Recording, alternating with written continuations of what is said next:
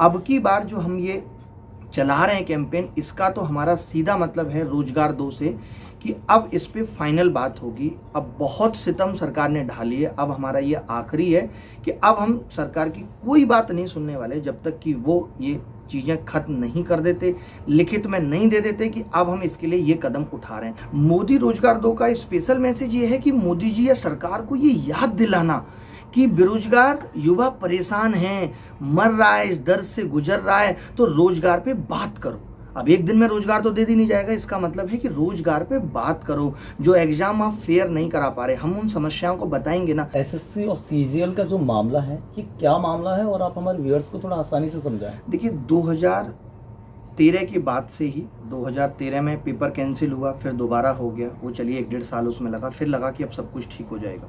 लेकिन 2014 के बाद से तो लगातार जो दिक्कतें आई हैं, पहली दिक्कत तो यही कि वैकेंसी घटना, 2014 में 20,000, 15 में वही 8,000 9,000 रह गई और अब वैकेंसी खिसक के 6,500 7,000 आ चुकी हैं।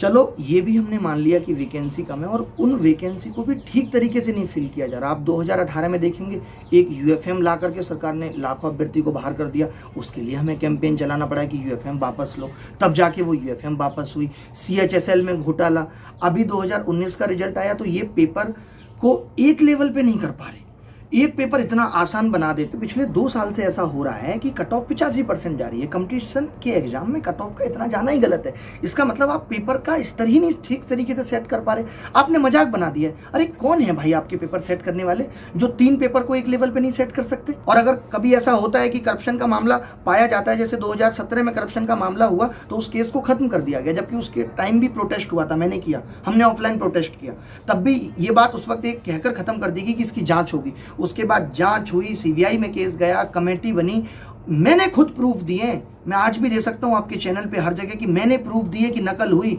मुझसे आके बात करें, पूछे, मैं प्रूफ दूं। आज भी वो प्रूफ सीबीआई में जमाए, उसके बावजूद भी पेपर कैंसिल नहीं हुआ। और जब पेपर इस तरीके से कैंसिल नहीं होता तो इससे लोगों का भी मनोबल टूटता है और उस संस्था का जो एसएससी है उसका मनोबल बढ़ता है कि कोई बात नहीं, हम करप्शन करेंगे, कोई फर्क नहीं पड़ता। बता देते हो कि विद्यार्थी उसमें 200 नंबर लाके भी फाइट नहीं कर पा रहा, ये मेन इशू है सीजीएल का। 100 मिलियन ट्वीट और वर्ल्ड वाइड नंबर 1 इसको ट्रेंड करा दें, ताकि पूरे वर्ल्ड में भी ये बात पता जब चलेगी कि भाई देश में बेरोजगारी का इतना बुरा हाल है, बेरोजगार सड़कों पे उतरने को तैयार है, इतनी बुरी स्थिति है, अगर इसके बाद भी सरकार हमारी नहीं सुनती। ये तो सिर्फ एक सरकार को हम अपनी बात भेज रहे हैं, लेकिन अब हमें ऐसा लगता है कि सरकार तक हमारी बात पहुंच भी जा रही है, बट सरकार के कान पे उसके बावजूद भी कोई जू नहीं रेंग रही। आप बताइए, किसी बाहर वाले ने एक जरा सा ट्वीट कर दिया तो मिनिस्ट्री ऑफ होम अफेयर्स या मिनिस्ट्री ने वो चीज़ तुरंत नोटिफिकेशन निकाल दिया, और इतना युवा आज इतने ट्वीट करा रहा है, लाखों करोड़ों ट्वीट हो रहे हैं। क्या एक मिनिस्ट्री ऑफ एजुकेशन या भारत सरकार ये नोटिफिकेशन नहीं निकाल सकती कि हम आपकी बात पे भी गौर फरमा रहे हैं और इसको जल्दी से जल्दी सॉर्ट आउट करेंगे? कोई ध्यान नहीं है। मतलब सरकार इतनी ढीठ हो चुकी है कि वो सुनने के बाद भी उस पर कोई एक्शन लेने को तैयार नहीं है। सरकार को ये दिखता है अभी बिहार में चुनाव है, वहां जाके क्या घोषणाएं करनी है, अभी बंगाल में चुनाव है, वहां जाके क्या घोषणाएं करनी है। ये ध्यान नहीं है कि जो घोषणाएं कर दी उसमें 1% या 2% भी हम पूरी कर पाए या नहीं कर पाए।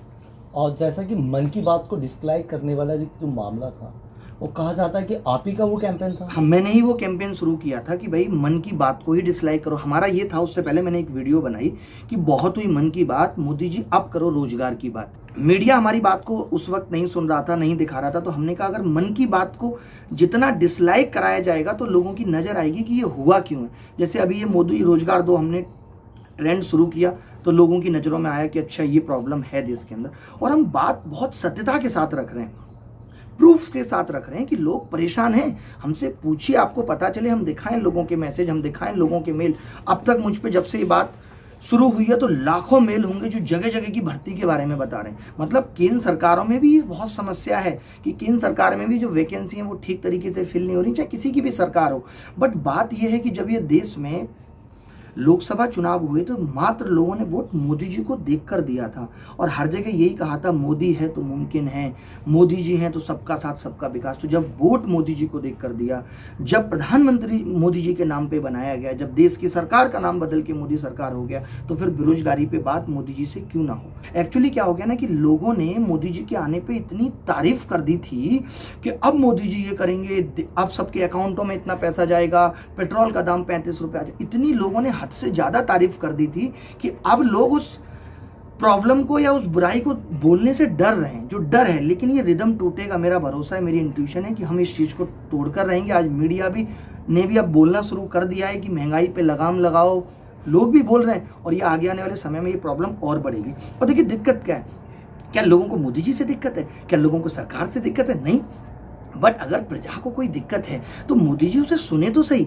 मोदी जी अमेरिका जाके ये कह दें कि अब की बात ट्रंप सरकार, मोदी जी वहां जाके, मोदी जी के पास इन सब बातों की दखलंदाजी के लिए समय है, मोदी जी के पास और चीज़ों के लिए समय है। क्या मोदी जी अपनी 2 रैली बंगाल की कम करके देश के युवा पे बात नहीं कर सकते, देश के किसान को कन्विंस नहीं कर सकते? क्यों नहीं कर सकते भाई? राजा है, उन्होंने पूरे देश को कन्विंस वोट के लिए कर लिया, अब उसकी समस्या को सुलझाने के लिए वो कन्विंस नहीं कर सकते कि रुको मैं ऐसा कर रहा हूँ, दिखाओ ना प्रॉब्लम क्या है। 2015 में तो मोदी जी खुद कहते थे देश का युवा परेशान है, इतने करोड़ रोजगार लेके आऊंगा, उन्होंने सारी समस्याओं को उठाया था। उन्हीं सबको देख के तो हमने उनको वोट दिया और इतने बहुमत से वोट दिया। वो इस चीज़ का गलत फायदा उठा रहे हैं, कब तक उठाएंगे? एक दिन खत्म होंगी ये सारी चीज़ें भी। देखिए घमंड किसी का भी नहीं रहा, आज वो इतने ज़्यादा रिजिड हो गए हैं कि इन बातों पर बोलने से कतरा रहे हैं। जब देश इतना डिजिटल हो सकता है तो एग्जाम फेयर क्यों नहीं हो सकता?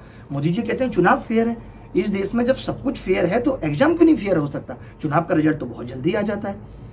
अगर इनको भी लटका दिया जाए 1.5-2 साल, उसके बाद भर्ती कोर्ट में फंस जाए इनकी भी, तब इनको पता चले कि 5 साल सरकार चलने के बाद पता चला कि ये साहब भी एमएलए एमपी बन पाए, तब इनको उस दर्द का एहसास होगा। हम तो बस ये कह रहे हैं कि सरकार इस टॉपिक पे बात कर ले कि भाई आप किस लिए कर रहे हो आंदोलन। आप टोटल 2 करोड़ दे दो 5 साल की सरकार में, लेकिन वो रोजगार होना चाहिए। ये नहीं कि आपने स्किल इंडिया के तहत किसी को ट्रेनिंग दे करके एक दर्जी बना दिया, आप उसको भी रोजगार में काउंट कर रहे हो। तो दर्जी तो इससे पहले भी हुआ करते थे। तो ये सब चीज़ें नहीं चाहिए हमें। हमारा मतलब ये है कि वास्तव में रोजगार दो। जो संस्थाएं हैं जैसे यूपीएससी है, एसएससी है, अब इन्होंने सीईटी लाने की बात कर दी, तो सीईटी की प्लानिंग क्या है? मतलब सरकार इन बातों को शेयर करे, ट्रांसपेरेंसी लाए। डिजिटल इंडिया का मतलब यही है कि कैसे आप उन वैकेंसी को फिल करोगे, कैसे आप करप्शन को खत्म करोगे। आप एक डिपार्टमेंट बनाओगे जो इस बात की, जिसकी लाइबिलिटी होगी कि एग्जाम में करप्शन ना हो। कल को आवाज़ उठाने के लिए हमारे पास वो डिपार्टमेंट या वो मिनिस्ट्री होनी चाहिए जहाँ पे हम कह सकें 10,000 लोग जाके कि भाई इस एग्जाम में धांधली हुई है। आज बात बात पे हमें सरकार को पकड़ना पड़ रहा है, ये ना करना पड़े हमें।